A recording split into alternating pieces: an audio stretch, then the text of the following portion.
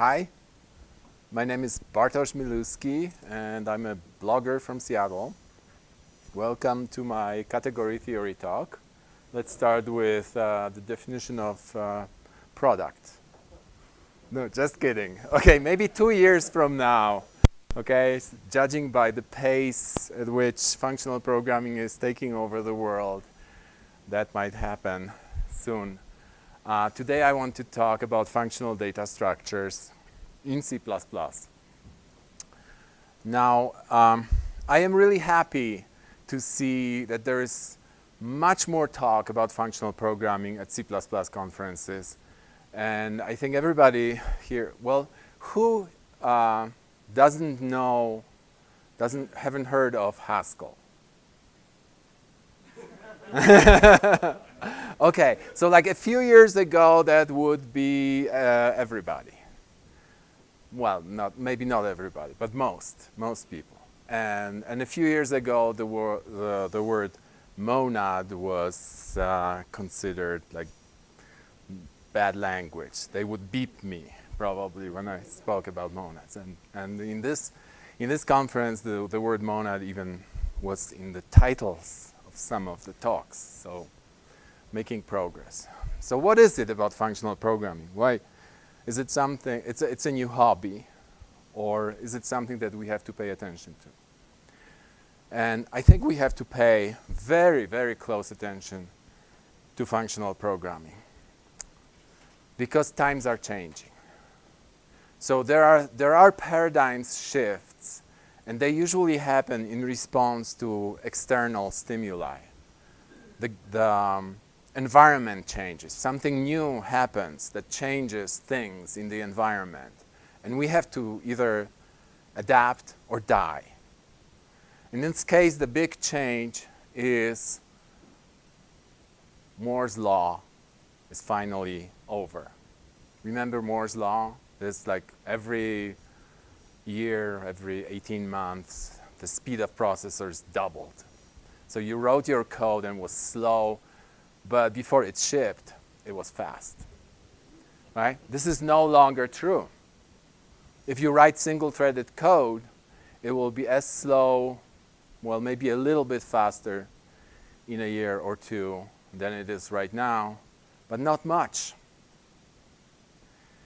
And there's been this cry to battle by Herb Sutter, free lunch is over. That was many years ago, right?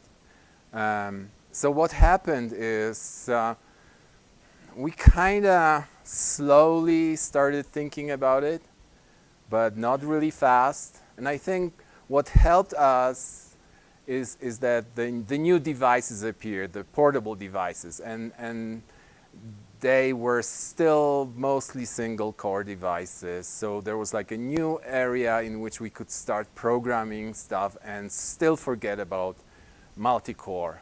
But even this is changing. So I don't know how many people here have 2 cores in their phone. Okay, right. Is there anybody with 4 cores? Wow. Okay. So 8 cores, anybody? No kidding. Aha.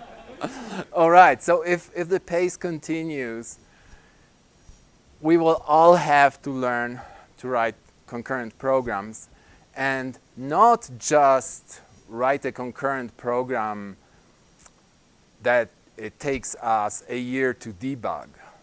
We'll have to have turnover, okay? We'll have to be able to quickly write these concurrent programs on parallel programs. We'll have to use these other cores.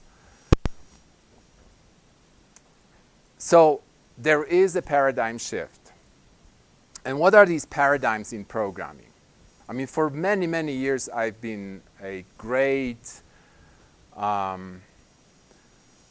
I loved object-oriented programming, okay? Object-oriented paradigm is great. And what is it about the object-oriented paradigm that I loved so much? Is that it's composable. And I think The most important thing, if this is one thing that you should remember from my talk, is composability is the most important thing in programming.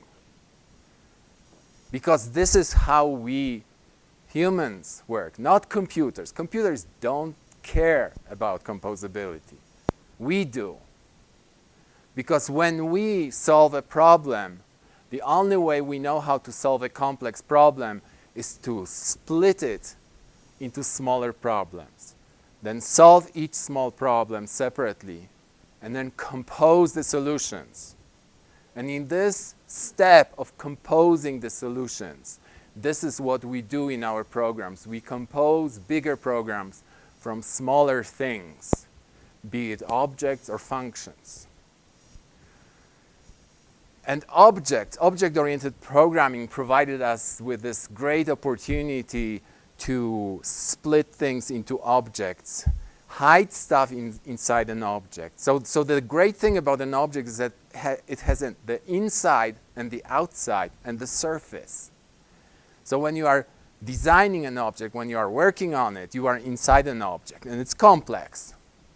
But it's less complex than the whole world. But then when you are done with implementing the insides of your object, then everybody else just sees the surface of your object. And the surface of the object is much smaller, much less complexity. And then we can go and take a bunch of these objects, which each of them has less complexity than their insides, and we can start composing them. Maybe inside a bigger object, and so on.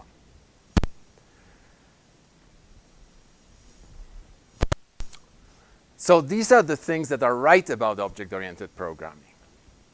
What's wrong with object-oriented programming?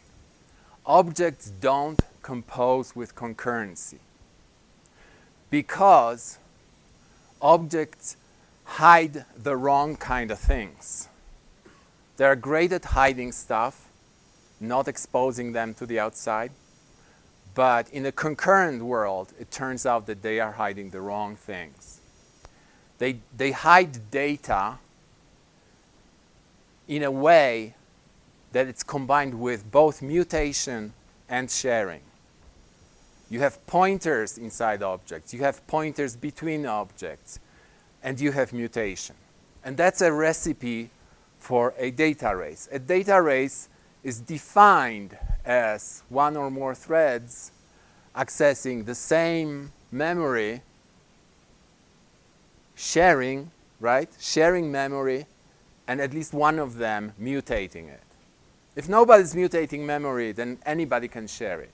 But this mutation and sharing together, and when it's hidden inside an object, then you cannot compose anything without knowing exactly what's sitting in this object. What is this object doing to the data that I'm passing it? What is this object doing to other objects with which it's sharing data? What if these other objects are accessed by other threads? So, but there are some object-oriented languages that use concurrency, like Java, right? In Java, every object has its own lock. So maybe locking is good. No, locking is not the answer. It can solve a few problems, but the major problem with locks, and everybody who worked with locks knows that, they do not compose, right? There is this classic example. You have two bank accounts with locks. You withdraw, you take a lock, you withdraw money, you release the lock, right? But if you are moving money from one account to another, then what do? You lock this account, take the money. Do you release the lock and then take the lock to the other account? Well, but in the meanwhile, there's no money in your account, right? And then suddenly your mortgage company says, we are repossessing your home, right? So you hold on to this lock and you are trying to take the other lock, right, to finish the transfer. And in the meanwhile, your wife is accessing your bank account. And she's transferring the other way. She took a lock on this one, right? And now you're both deadlocked. So locks don't compose. If you want to implement transfer between accounts, you either have to expose these locks to the outside, right? Or create another lock on top which says everybody who comes to do anything with any of the account has to go through this lock. And of course then the performance goes downhill. So there are certain answers that functional languages, functional programmers have figured out. And they have figured out these things long time ago. And a lot of people say, okay, Haskell has been around for so long, and hasn't caught up. Why? And I think because there was no killer app for Haskell. The killer app for Haskell is concurrency. The killer app for functional programming is concurrency. So either we all switch to Haskell or we start thinking functionally in C++, and we try to evolve the language to be more functional, to allow us this kind of safer programming that's possible using functional methods. So immutability is one of these things that functional programmers have recognized as very important. You have data structures and you never modify them. And of course, if you don't modify your data structures, then you don't have any problems with concurrency, right? So immutability composes with data hiding. You can hide your data inside whatever function, closure, right? And you don't worry that there will be any leakage because it's immutable. It composes with data sharing because you don't care whether data is shared or not if it's immutable. You don't have to go around and copying your data because it changes. You can just have a bunch of pointers pointing at the same memory location if it never changes, right? It requires no synchronization because there is no possibility of data erase if you don't have mutation. Doesn't introduce long-distance coupling. One object modifying something through a pointer and suddenly another object in another thread saying, what happened? Right? And now, of course, you would say, okay, but how can I program without mutation? Okay? Like, programming is all about changing stuff, right? Changing data. If I never change my data, then my program is dead. Okay? So the truth is that functional paradigm allows mutation, but in a very, very controlled way, so that it looks like there is no mutation. All mutation is done behind the scenes, at the bottom. It's the runtime that's doing the mutation for you and making it in such a way that it's totally safe, right? So mutation is not exposed. There is mutation. And if we want to implement functional data structures in C++, we will have to do plenty of mutation. But this mutation will be controlled. So what are these persistent data structures? They are called persistent, and don't confuse this with like data structures that you can serialize to disk, right? These are data structures used in functional languages, and they simply replace mutation with construction. So what is mutation? You give me an object and I return you an object that has something tiny bit in it changed, right? There are two ways of doing this, destructive and non-destructive, right? I can destroy your object by making the mutation, or I can give you a new object that's identical to your object with this little change. Is this mutation or not? I don't know. It depends how you look at it.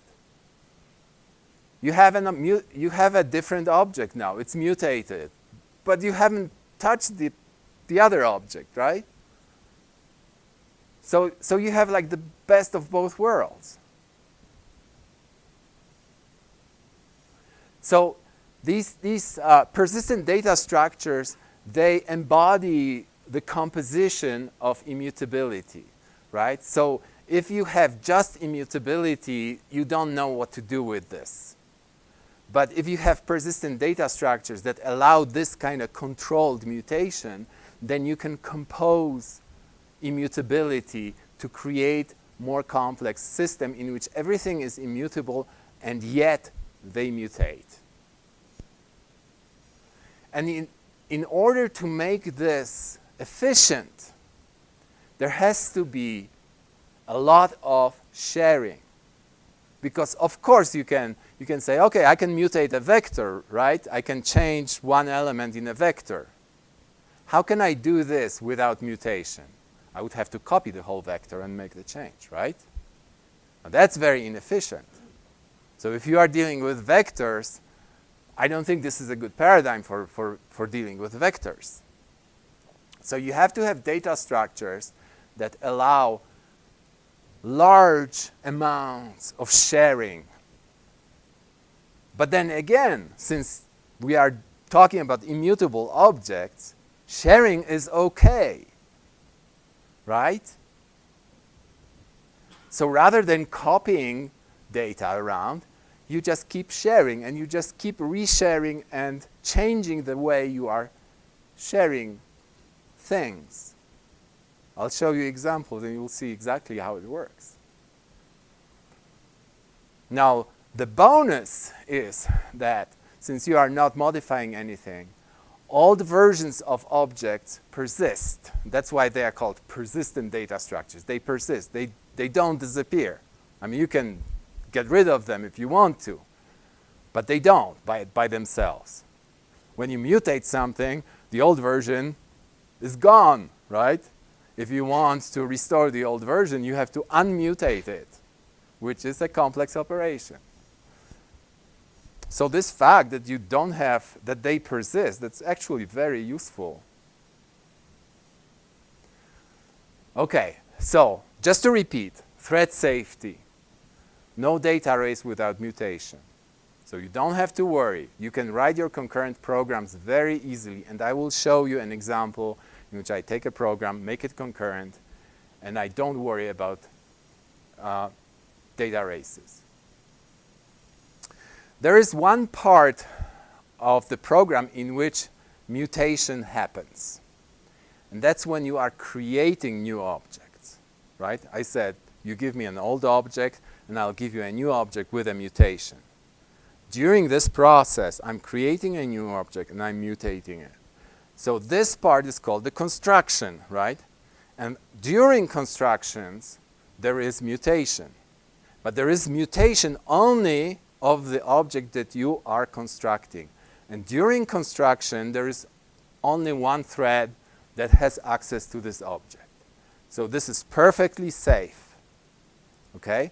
What is not usually appreciated is that if you are doing construction of objects in a multi-threaded environment, and then you pass it to another thread, or another thread gets access to it, you have to worry about so-called publication safety. It means you think you are done constructing your object, right? You finished, but the changes that you made during construction of the object to memory, they have not propagated yet to other cores, right? There are caches. There is, okay? So the solution to this is, well, there are two cases. In one case, you created an object, and then you create a thread and give it access to this object, right? In that case, there's nothing to worry, because the moment of creation of a thread is a synchronization point, right? And that's safe. That kind of flushes the cache, and everybody can see the object that you have just finished, right? The other case is when you create a new object but a thread is already running, the other thread, right? And you pass this object to this other thread, okay? Then the synchronization is usually done through the channel through which you are passing. There's always some way of passing data from thread to thread, and this channel is always responsible for making this safe, putting a barrier at that point, okay? So I'm just saying that so that you know that even though you are dealing with immutable objects, there are some concerns about synchronization, but they are taken care of. Now, in functional languages, you don't have to worry about resource management or memory management, right? In this case, I mean, resource management is a problem everywhere that's independent. Memory management, I should have said memory management, because you have garbage collection. In C++, we don't have garbage collection.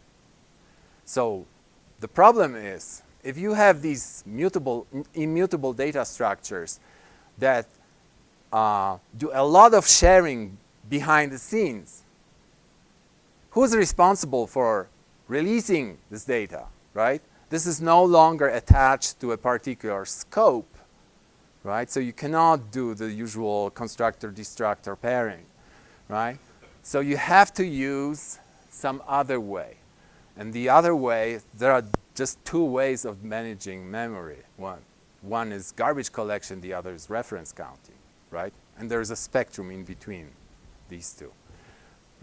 So we have to do reference counting. And fortunately, we have these wonderful objects called shared pointers. They do reference counting for us, and they do it in a thread-safe way. And they are optimized. They are optimized to not use locks. They do this using lock-free algorithms and so on. Hopefully, every compiler has a very good implementation for a particular architecture of the processor that's lock-free and reasonably fast. And just a little aside, you always use make shared when you are dealing with shared pointers if you can, because that increases the collocation of data, right? So your object that you are probably going to access anyway, right, sits in the same cache line as your reference count. That's kind of important.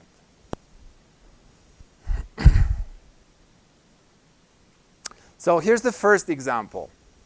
I haven't really implemented this, but this is something that probably Sean Parent would appreciate. How to implement a document using persistent data structures. So let me show you. So imagine that a document is a tree structure, right? It has a root and there's chapters. Within chapters you have paragraphs. Within paragraphs you have these spans that have different formatting and so on, maybe even down to single characters, right? So it's a tree. So if you can implement this document as a persistent tree, meaning you never modify it. It's every time you make an edit, you create a new version with this tiny change, right? And you just do your pointer magic so that you have pointers to previous parts of the document that haven't changed, so that it's reasonably cheap to keep all these versions around that don't take any additional space except for the few pointers, right? Then suddenly so many things become trivial, like undo, right? Undo means just go back to this previous version that you have right here, right? You don't have to store all the commands in a queue and then go and for every command implement undo that has to be perfect, right? I mean, how many times people implemented undo that actually is not a complete reverse of do, right? You can copy and paste parts of the document from old version to new version easily. Again, without any mutation. But you have these old versions. And then you can do concurrent operations in the background. You can run your spell checker. You just tell the spell checker, go and spell check the current version. And if the user keeps typing, they are just creating new versions of the document. There's no mutation. The spell checker doesn't have to lock anything, right? There's no data race. Saving the document is trivial. Just save the current version and let the user continue. You don't have to copy the current version on the side and then put it on disk, right? You just have this version here. You just serialize it to disk at your leisure. Second example, and this is an example in which I will actually show you code. It's a simple enough example, trivial enough, but it shows you some powerful features of persistent data structures. So this is the famous 8 queens problem, where you on a chessboard you have to position queens so that they don't attack each other. So for every row there has to be only one queen, for every column and every diagonal just one queen. So this is an example of a solution. Okay, we'll do it for an arbitrary size of the chessboard. So how do you approach this problem? Okay, this is actually a very simple problem, right? I mean, position the first queen, let's say at the top row. Well, you have all these possibilities. So just create a list of all these possibilities. One, the first column, second column, third column, fourth column. Okay. So these are your partial solutions. Then for each partial solution, add one queen to the second row. Okay? And every time you are adding the queen, check, oh, is it in conflict with the previous one, right? So like you can put it here, you can put it here, but you don't want to put it here, here, or here, because this one will be attacked by the other queen. Okay? So you get a list of partial solutions that are based on the previous solution. And you create this tree. Go down. You create all these possible solutions, except for the ones in which you pruned because they were obviously invalid, right? And then finally, if you get to the last row, you say, I'm done, record the solution, and continue with the next solution. So the description of this can be explained to, a preschooler. And this is called a divide and conquer kind of algorithm, right? So we have to have this object called partial solution, which has the first k rows filled with k queens, right? If k is equal dimension, let's say 8, then we are done. Otherwise, we refine the solution. So this is the refinement stage. Generate partial solutions, in this case with an unchecked queen in the k plus first row, right? And then recursion, create the next. And this is a very generic divide and conquer pattern. This can be used to solve a tremendous number of different problems. Can we generalize it? Can we write an algorithm for that that's generic? Absolutely. Here's the generic algorithm. Is it possible to squeeze it a little? Somebody was able to do this.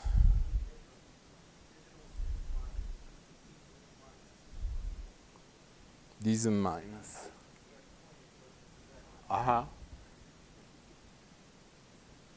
No, I think you had to also press mute or no.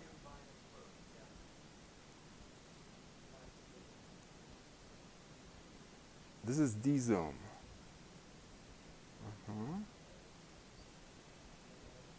No, it was okay. freeze image, timer, input, menu. I think menu. You have to press menu, huh? No?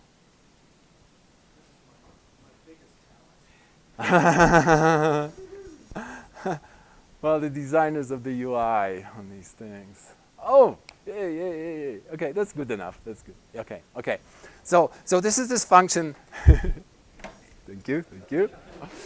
This is this function generate, and it's parameterized by two types. One type is called partial. That's the partial solution. And the other is the constraint. That's the constraint that I'll be checking, am I done yet or not? In our case, this will be just number of rows, dimension of the board, right? So what does generate do? Well, it checks, am I done? Am I finished? So partial solution must have this method is finished that takes the constraints. In our case, it will just very simply check whether there are 8 rows filled, right? And if we are done, then we get the solution out of this partial solution. So there has to be a method get solution. So we have a partial solution, and just give me the solution, okay? So this, since this thing is supposed to return a standard vector of solutions, no, actually of final solutions, okay? So there is different type for solution and final solution. So partial : solution T is the type of the final solution. So it's a vector of final solutions. So I just create a single element vector of final solutions and I'm returning it, okay? But if I'm not done, then I call this method refine on my partial solution. I pass it the constraint. And this method refine returns a list of partial solutions that are refined. So they contain one more row. Okay? They contain one more queen in the next row. And then I go for each partial solution. So I go over all these partial solutions, right? And pass it. This is my own for each. So because I'm using my own list. So here's where the magic comes. This list is actually a persistent list. So for each is a for each for a persistent list. So I take this list of partial solutions, and this is the lambda that I'm going to apply to each partial solution. And what do I do with this partial solution, the new partial solution? I call generate again. Okay, so I'm calling myself recursively, but now I have a partial solution that's one queen more, right? And what does generate return? And returns the solution vector, the vector of final solutions, right? And all I have to do is concatenate this to accumulate, really. I should use some kind of accumulate algorithm, really. But I'm just doing it by hand. So I have this list of solutions. No, this one, solution vector, result. And I'm just copying it using the back inserter. So I'm appending my current vector of solutions to the existing vector of solution. And finally, I'm done. I'm returning it. Mm-hmm. No kidding.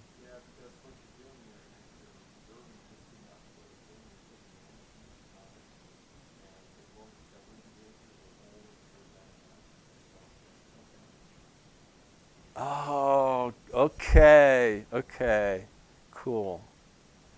Thank you. I'll change that. Yes. Very good comment. Thank you. Okay, so this is pretty simple. It's pretty much a straightforward translation of what I said. I have sorry. Should repeat the comment. Okay, the comment from Sean was that I'm actually pessimizing the stuff by reserving, because I'm reserving just the amount I need, and I'm losing the doubling behavior if I was not reserving. That's a very good point. Okay, so let's continue the implementation. Now this is specific to the 8-queen problem. That one was a skeleton that can be applied to any problem that divide and conquer, right? Now I have to implement this class partial solution just for the 8-queen problem. Okay, so solution T, that's the final solution type. That's just a list of positions. Here I have the list of position, that's the queen. So this is like, row column for each queen. So my final solution will be just a list of 8 positions. Okay, trivial thing. It has current row, so it starts from 0, and says, in which row am I right now? Which row am I filling? There are 2 constructors. One constructor creates an empty solution to begin with, right, with current row 0. And then I have this is very characteristic for persistent data structures, because this is a persistent data structure, okay? When you create persistent data structures, you want to reuse as much material as possible from the previous one, right? So they always have this kind of constructor that takes a huge data structure. Well, in this case, it's not huge really, right? But potentially big data structure, and just stores a pointer to it, right? So I'm just copying this list, queens, over this list, queens, and this is nothing but just storing a pointer. I'll show you the implementation of persistent list, right? But it's one pointer operation, okay? Now I have to implement these 3 methods, right? Get solution, that's what I was using in the skeleton. Get solution just returns the list of queens, right? Is finished takes this constrained object, right? Constrained object in our case is just an integer dimension, and checks is current row equal dimension. So that's the number 8 for 8-queen problem. And then there's this refine that returns a list of partial solutions. And maybe I should mention, you should notice this const here, okay? This is very characteristic for functional programming, that you don't want to modify your data. Now, this contains just one integer and one persistent data structure. So this thing is persistent. And I'm never modifying, there's no method to modify current row, right? So it's persistent. This is all the interface. So here's the implementation of refine. So that's the method that takes, takes this. This is the current solution, partial solution. And I want to produce a list of next row partial solutions, right? So how do I do this? Well, I start with an empty list of partial solutions. And now I'm iterating over columns from 0 to dimension, right? Iterating over these columns and trying to add one queen to each column. And I have this private method, I don't know if you've seen this, is allowed. So it takes a position and compares it with the positions of all other queens and says, am I under attack or not? So if it's allowed, if it's not under attack, then I create a new partial solution that corresponds to this queen being put in that position, right? So I'm creating it, so I'm using this constructor of partial solution, which takes current row plus 1, because I'm advanced my row, and I take the queens from my current solution, and I push front this new position. So that's the column that I'm at, and it's the current row that I'm filling, right? Now, I call it push front, and I don't know, maybe people will be protesting, because this is a non-destructive push, okay? It does not destroy the current queens list. It just gives me a new list, okay? But since this list is a persistent data structure, it only does a little bit of pointer magic. Nothing more. It's just sharing this whole tail. Okay? So now I have a new partial solution, and I'm saying push front on this partial list.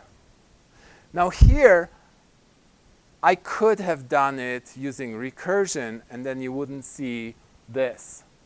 This is, I'm saying, I'm okay with mutation.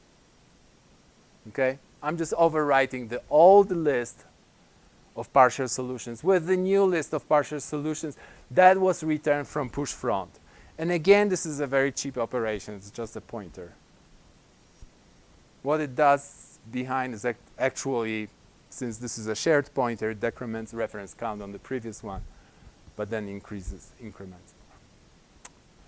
So I'm like this kung fu master, you know, street fighting, mixing functional programming with mutation, right?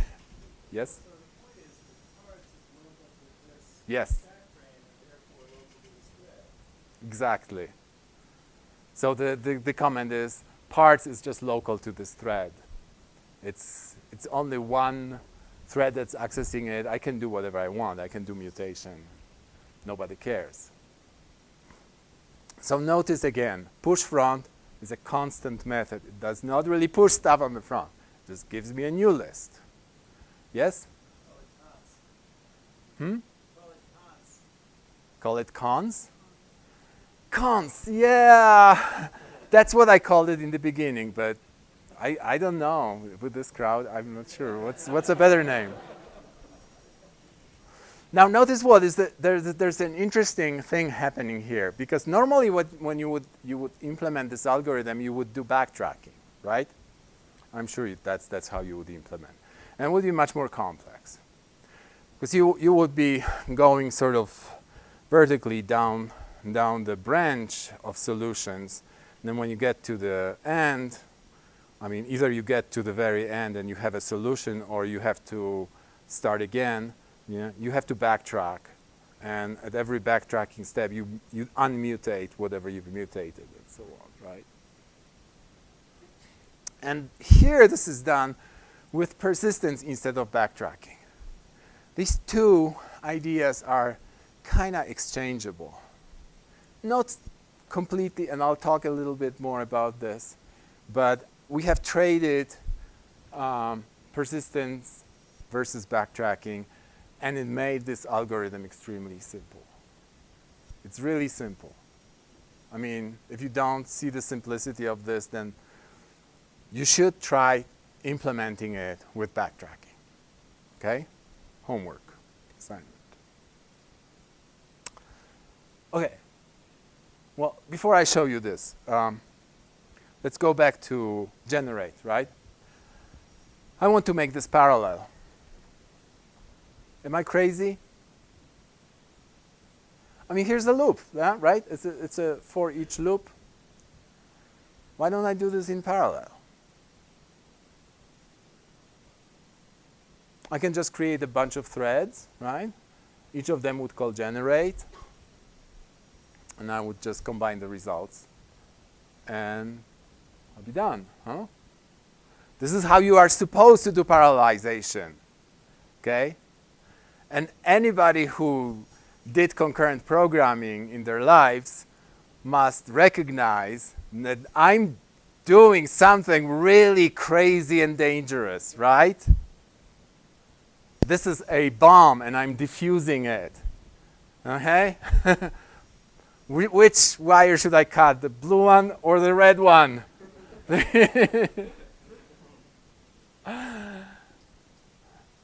But I used persistent data structures. I can do it like this, and I'm not afraid.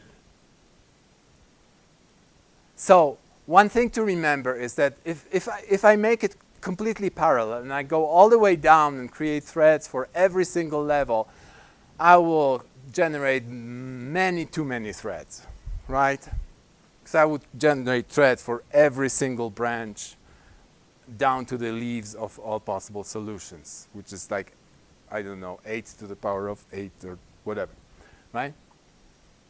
So in all this kind of parallel solutions, you want to stop parallelizing at some, you want to throttle it, right?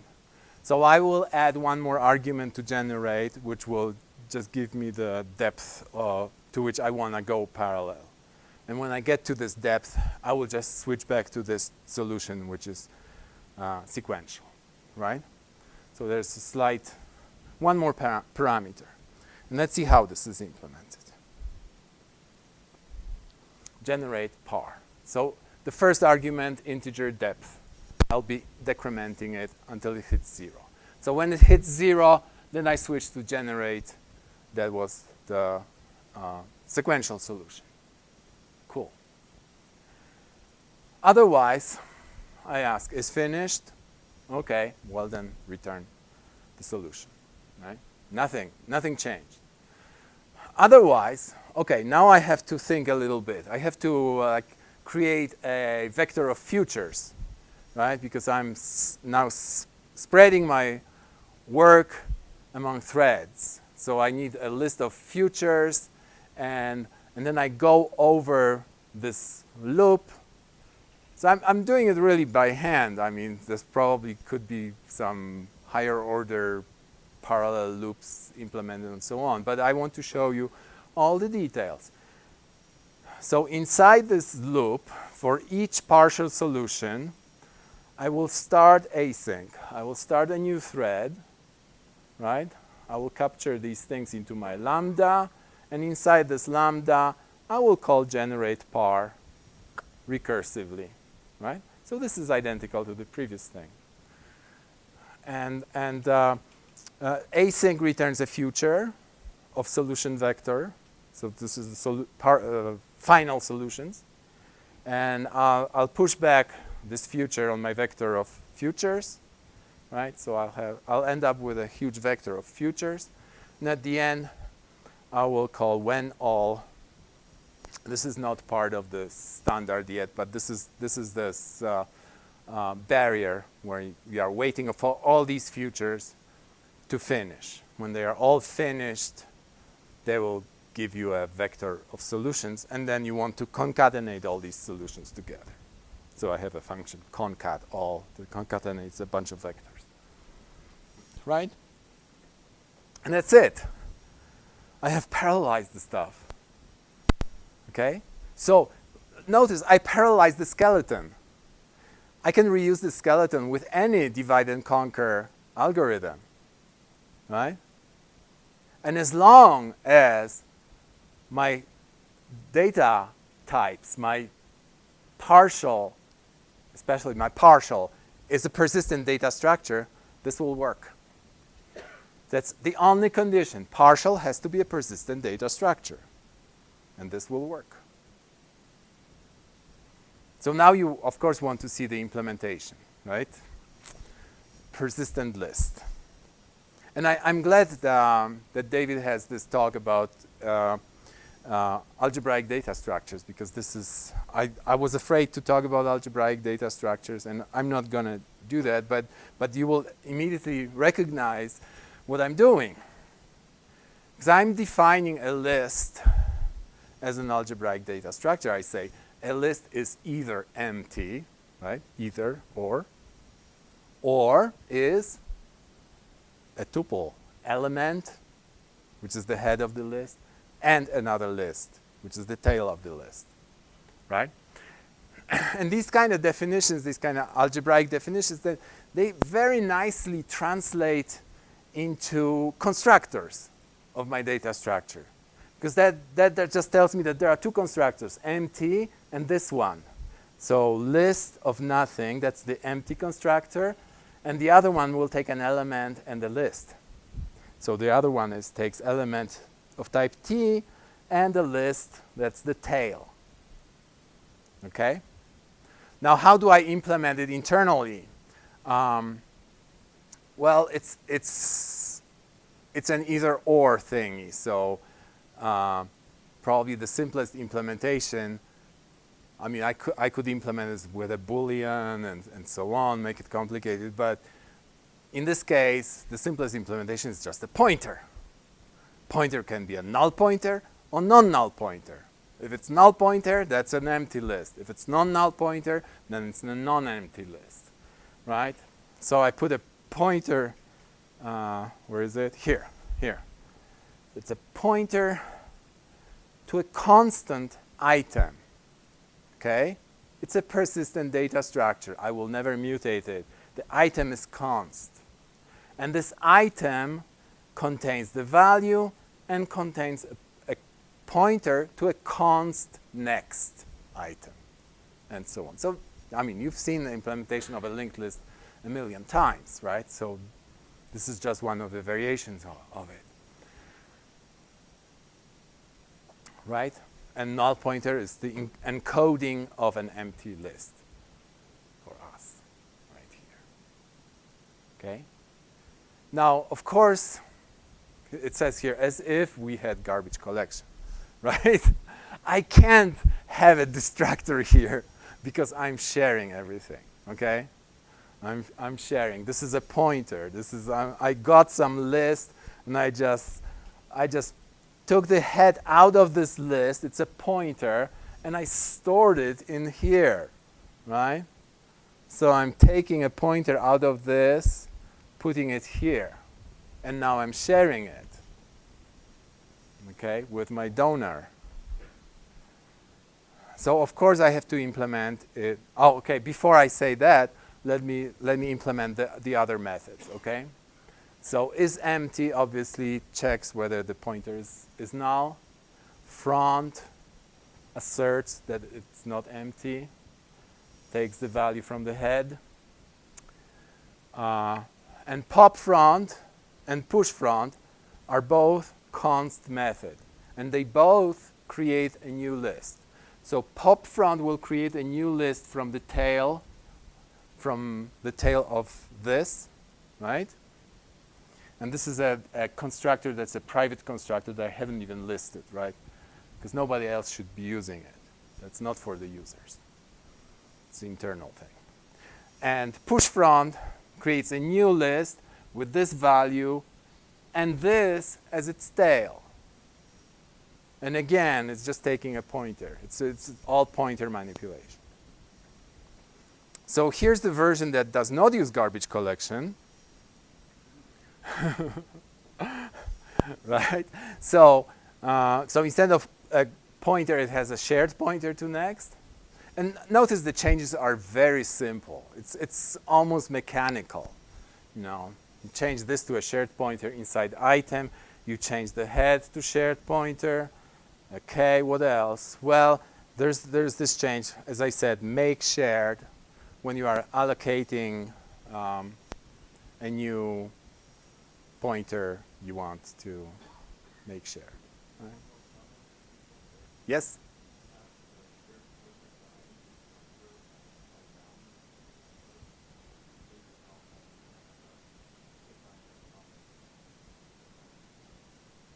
Which part? By value. Okay, so the comment is pass this shared pointer by value and save yourself and move it into place. Thank you, Jean. Excellent. Excellent. Yes. Move semantics. I was just going back and forth between move semantics and reference semantics. I'm still not very well versed in it.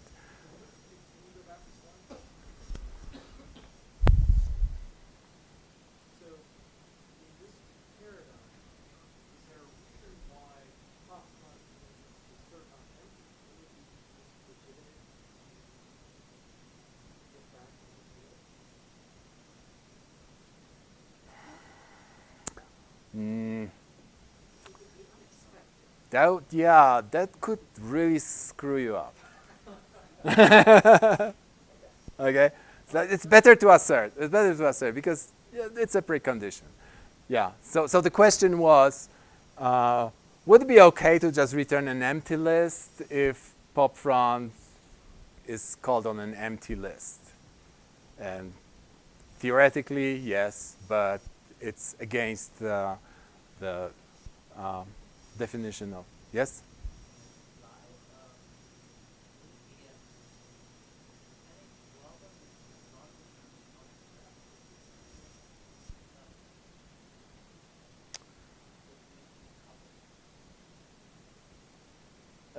this one, would it be okay to return a const ref? Yeah. As I said, I'm kind of tossed between these. Yes? As far as the assert versus print and list, if the precondition is what we call modified, the list is not empty, once we pass an empty list, it's undefined behavior, so we really need comments. Yes. Yes. Yeah. So the comment is, if this assert, I mean, if the precondition is you can only call pop front on a non-empty list, then this would be undefined behavior and you can assert. And that's exactly what it is. It's undefined behavior. Okay. So now I want to develop this in a slightly different direction.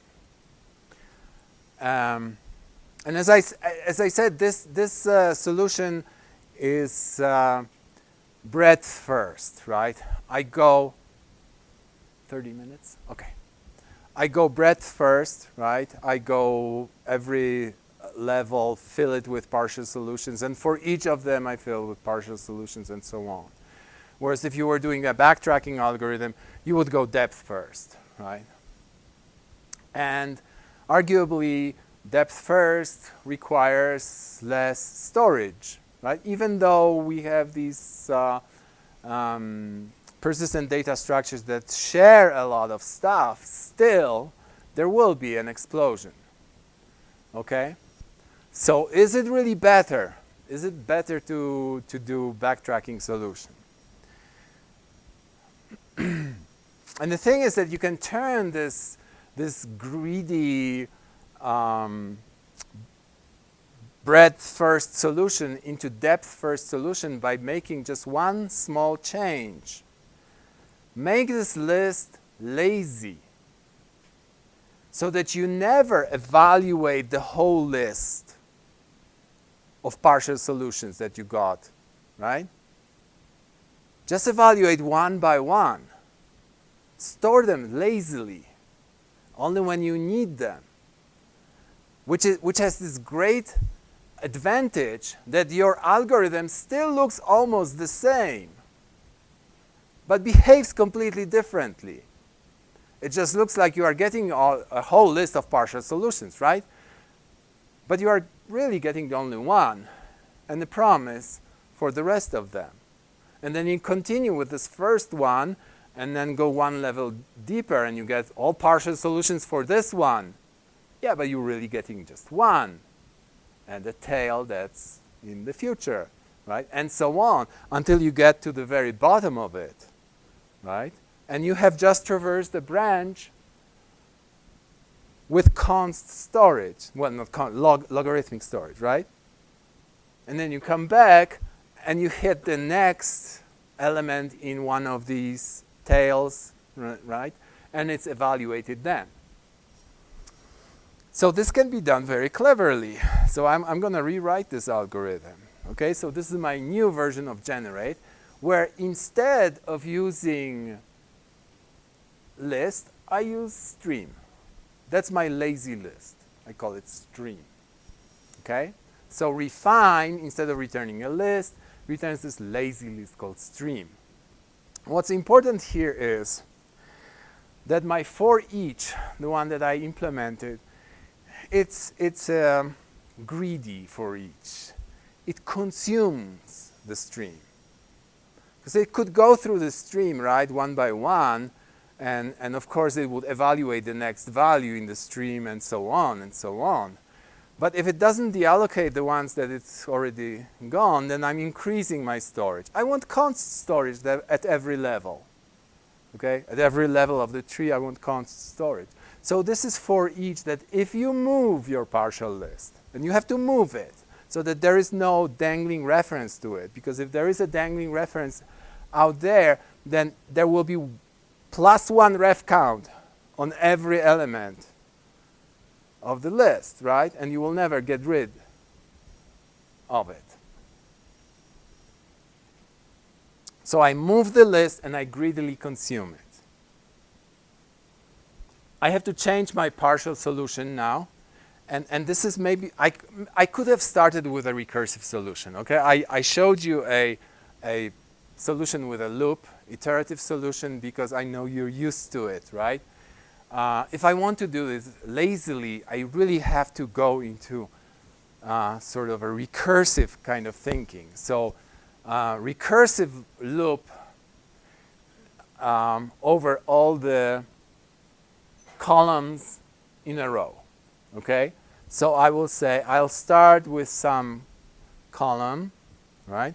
And I will call refine row for column no, this is dimension, sorry.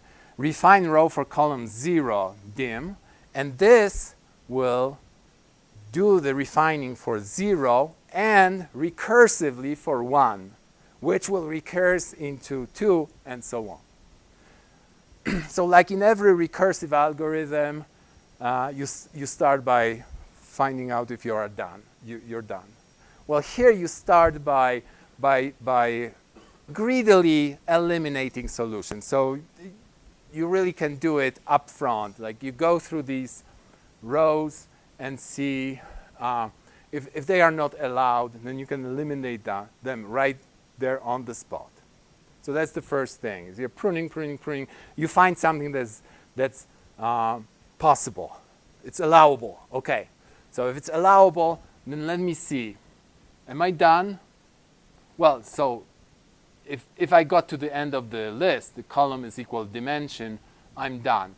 And I just return an empty stream. That's an empty stream. Right? But if I found a viable solution, then I construct a lazy stream. And a lazy stream is constructed by passing it a function, a lambda.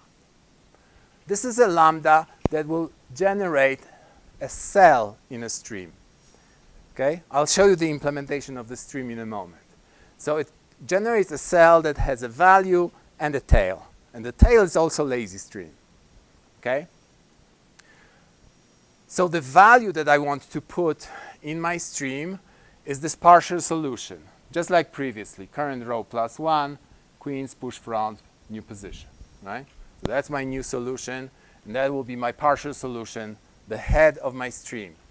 The tail of my stream I get by recursively calling refine row with call plus 1, okay? And finally, I'm creating a cell from value and stream. So that's my constructor for a cell. Okay? Now what happens is, even though it looks recursive, right? It looks recursive. I'm calling refine row here. It's not, right? Because this lambda is not evaluated here. This lambda is stored as a function pointer, as a function, right? And it will be called later, when it's needed. So later on, it will call refine row, but not right now. So you probably want to see the implementation of a lazy stream, right? And it's not the best implementation, I know, because Eric hasn't gotten to it yet. So he hasn't optimized it for me. But I'm sure when he gets at it, he will optimize the heck out of it, and it will be a totally acceptable thing. So again, algebraic data structures, and lazy stream can either be empty or it can be a suspended cell. So immediately two constructors, empty or suspended cell. Now suspended cell is created using a function. It's a function that returns a cell, right? This is the lambda that I was passing to the constructor there, right? So what I'm doing is I'm constructing the lazy cell, a shared pointer to a suspended cell with this function. So I'll show you what a suspended cell is, okay? So that's the stream, and it has a shared pointer of where I store a suspended cell. A suspended cell is just a function that I haven't executed yet, but it will produce the value that I want to put it there. So cell itself is very simple. A cell has a value and a lazy stream, right? There's nothing interesting in it. Both these data structures are persistent. There is no mutation there. I can't mutate anything except for the hidden mutation. Like every time I say there's no mutation, right? You know that there is a hidden mutation. There is a shared pointer that has reference count in there, right? And here there's this suspended function that, of course, when I call it, eventually it will do execute something and store the value, right? So it's not really true. But from the perspective of the client, this is perfectly persistent data structure. Okay? So that's my cell. And now you want to know how the suspension works. So suspension is a memoized function. So it stores a function that I pass it. I pass it a function, right? And it stores it. So, and I store it as std function. And of course, everybody who knows anything about performance will shout at me, oh gosh, this std function is very slow. But I'm kind of lazy and I didn't want to go into this template hell. But it's possible to do, probably, I hope. We'll ask Eric. So it has this mutable t, the memoized value. So after I call the function, I will just memoize the value. So because this cell will be called many, many times. And I want it to be memoized. And it will be called from multiple threads, possibly, right? So since I want to make a thread safe, I implemented this as a call once thingy. So the first time you call get, call once is called with a special flag that's once flag that's defined by the standard. And I'm going to call this function set with this pointer. And set will just call the function f that I stored and memorize the value that it returns. Yes? So one little optimization you can do to free the memory that the function contains is that after you call the function the first time is to clear the function pointer or that function object, so then it won't hold on to the memory. So how can I? So the thing is that you can somehow clear the memory for this function. I'm not sure how do you clear it? Overwrite it with null? Okay. Yes?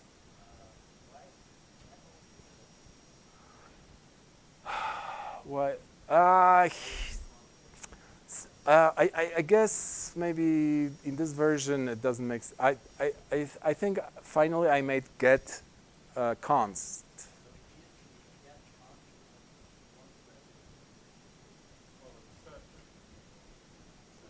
Yeah, so there are some subtleties there that I just don't want to talk about, especially that there's not much time left. But I would love to discuss this.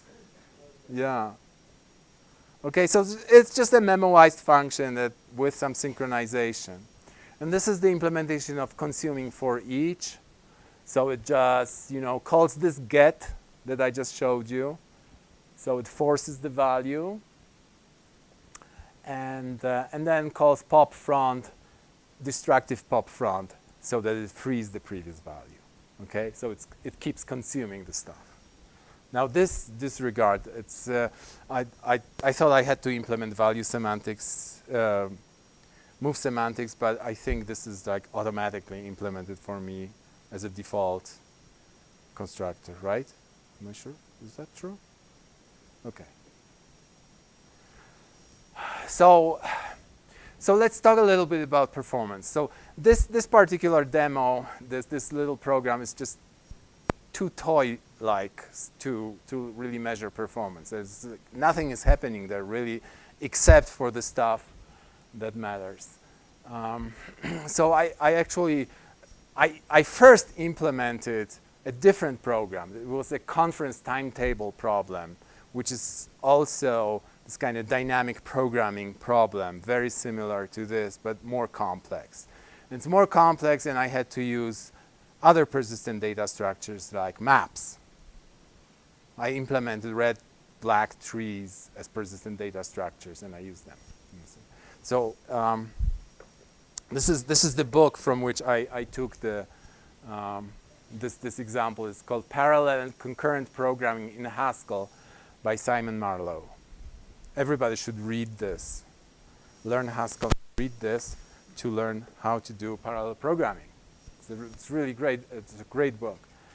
And I'm just going to go through this book and blog one example after another, translating into C++. Because it's really worth it. Okay? So the divide and conquer skeleton actually was from that problem. And I just took that skeleton and moved it to the 8-queen problem with almost no change.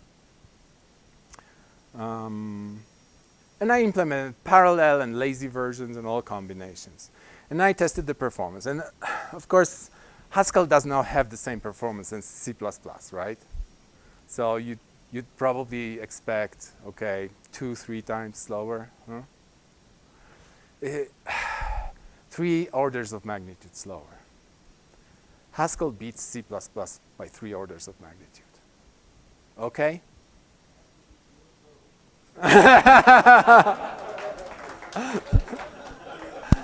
All right. So yes, this is my naive implementation of Haskell. Okay, I looked at how Haskell implements these things, and I simply translated them into C++. So I translated not only the program but also the implementations. I translated parts of the implementation of the Haskell runtime, in a way, in a sense, right? And this is the kind of performance I got. And I'm take it with a grain of salt, absolutely, okay? And I'm sure when Eric is finished with this, it will be just a few orders of, no. It will be as fast as Haskell, okay? Yes. You have reference counting in Haskell. Garbage collection. That's completely different. Yeah, but isn't manual memory management faster than garbage collection? Not if you never run out of space. Yeah, that's true. That's true. Yeah, it should be tested with like without any deallocations. Yes. With the approach you're taking of basically never deleting any of your data until you're done with the whole thing, Yeah. you could easily just do a area update where you use custom allocations Mhm. of some sort. Yeah, I was thinking. Don't delete anything. Right. Okay. So No shared reference. So the suggestion is just never to delete anything and use some kind of custom allocator. And I thought about using a custom allocator with shared pointer, but it's no shared pointer whatsoever. Okay. Yeah. Yeah. Okay. So naive C++ implementation is bad. Okay. But I'm sure it can be improved. Yes? Well, that's actually what kind of strikes me, because it seems that your intention was to implement the algorithm exactly as Haskell does. Yes. So I wouldn't. So where's the difference coming from? The algorithm is the same. Yeah. It almost begs the question: if we're using the same algorithm, it should be pretty much the same between languages, except for issue of whether it's interpreted or whether it's. It's not interpreted. No, Haskell is not interpreted. Your example really begs it cries out for an answer. So let me repeat the question for the camera. I have to. Oh, okay. So the comment is that this just cries for an answer.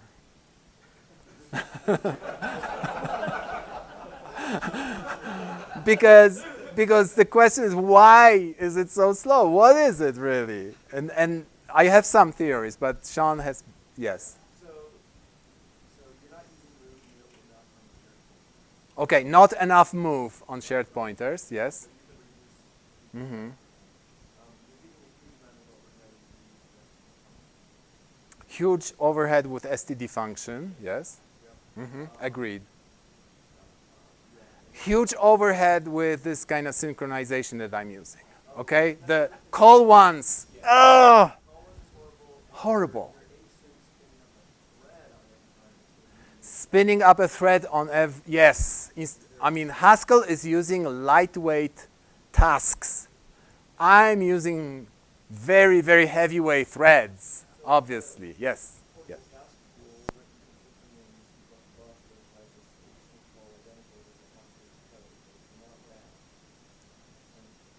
Okay, so Sean can send me half a page of code that that implements lightweight tasks. Excellent. That's what I was expecting to learn in this conference. Yes. Did you try subjecting C++ code to a profiler to actually? Did I try a profiler? Yes. And I saw that it was spending most of the time in NTDLL.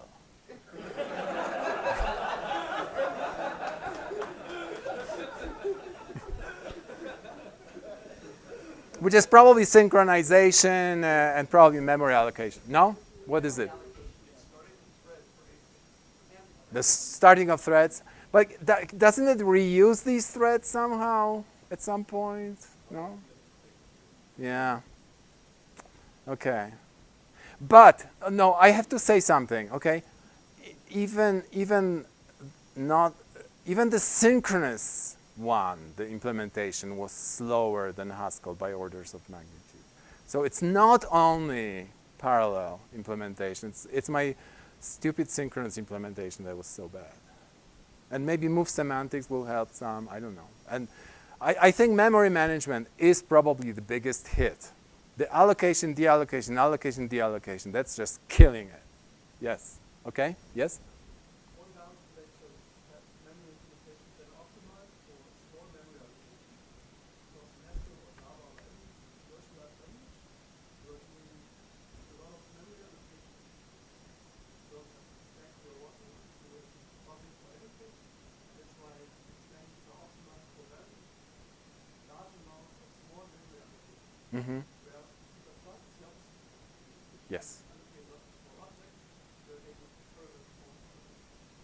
Okay, so the comment is that all these languages with garbage collection, and especially languages like Haskell, in which they are optimized for large numbers of tiny memory allocations. And it's absolutely true, yes. Whereas C++ allocator is good at allocating huge slabs of memory.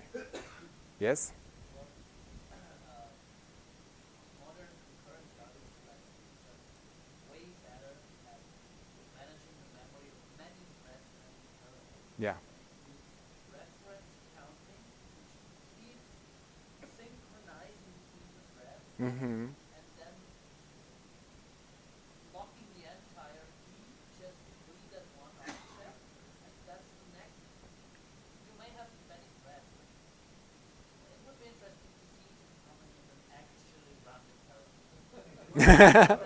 Uh-huh. And in the non-threaded version, you have all these overheads anyway. Yes. Then you have Well, if your allocation looks the entire thread, the entire heap of the entire program, then your allocator is bad. Yeah, so the comment is all about allocators. That if you lock the whole allocator every time you allocate, then that's really disastrous. Yes, and I was using, by the way, the compiler that was Microsoft Visual Studio 2013. Probably hard to figure out if you have any idea how many of those things were allocated and destroyed on the same thread, how many were moving across threads. Yeah, that's a good point. It would be interesting to see how many of these objects were moved across threads and how many were just used. I'm afraid they are accessed by many threads. Yeah. Right. So it's created in one thread and deleted in another. It's very likely. I mean, all this code is on GitHub, okay? I put all this code on GitHub. So please go ahead and try to figure out why it's so slow, and some of these problems probably are because I'm not such a great programmer, and they can be fixed, and I'm not using the C++ 11 very well, and so on. So maybe one order of magnitude can be shaved off by this. But if I'm afraid it might be pointing at some problems that are just there, that mean that C++ is still not ready for the parallel age. Okay? And one of these examples is memory allocation. That we are so happy with the memory allocator in C++, but it's always used in the same way to allocate these slabs of memory, the vectors. And here, when you are using fine-grained algorithms and multi-threaded algorithms, that might really be bad. 5 minutes. Okay. More questions? Okay. So I won't have time for it. I could talk for another hour easily. Okay. So let me just summarize this. You know, there are tremendous advantages of this. If we can figure out the performance, then this would be a wonderful way of implementing things, because this is so easy to write programs, right? Implementation follows the algorithm, and it's not following the complex algorithm. It's following the brute force algorithm, right? And it implements it relatively efficiently, because instead of doing the backtracking, it's actually sharing a lot of data structures and so on. It's very composable. These persistent data structures, they compose beautifully. I mean, you've seen just tiny bit of composition, right? I mean, you had a list, you had a stream, now you had these partial solutions, right? But you can build very complex persistent data structures for smaller persistent data structures. And it's not a problem. And there's this orthogonality of concerns that you can switch between sequential and parallel very easily without worrying about the stuff exploding, right? This is like the first example where I could actually take a serial algorithm and parallelize it, and it runs the first time. Really. After it compiled, it ran correctly the first time. And then you can switch between eager and lazy evaluation so quickly, right?